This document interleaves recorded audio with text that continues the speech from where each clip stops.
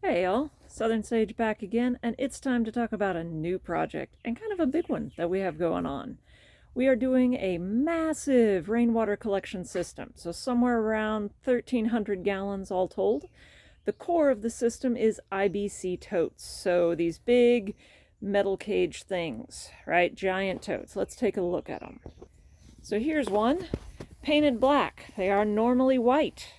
So we're in the midst of converting 7 of these guys, 5 of them for rainwater collection and 2 of them will become wicking beds, so look for those videos coming up. And step 1 in the process after they're cleaned out, now these ones had water treatment chemicals in them, so nothing super crazy, which is good. You should always check what was in the totes before you got them.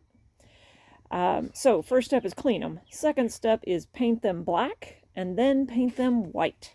So let's go take a look this way. There's Hartley, the permaculture dog, at where this activity is happening. So you can see we have pulled the totes out of their cages, and the 3 over here loose are clean and waiting to be turned black like the ones we just saw.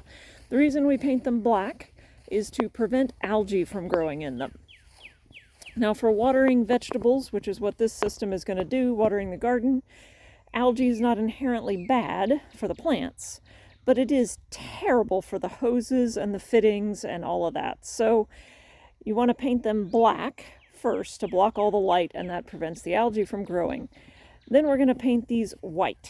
Now the reason for the 2 coats are to, so the black is preventing the algae, the white prevents it from getting super hot in the summertime, right? So these totes are going to be out in the sun on this side of the house, most of them. Those are the 2 that are going to become wicking beds. And we want them to last, and we don't want them to bake at 100-something degrees in there, because that hot of water is not great for plants. So we're painting them white to prevent them from getting too hot in the summer.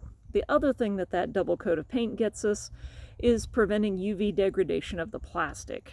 So this stuff is not UV stabilized. It is not made to be outside. These are industrial chemical containers designed to move liquids around for factories indoors. If they were to sit out without any kind of protection for 2 or 3 years, they would become extremely brittle, and this whole system we're putting all this work into would just crack and shatter. And that's crappy. So we are going through this 2-step painting process, and stay tuned because I'll keep you updated as we keep going. All right, till next time.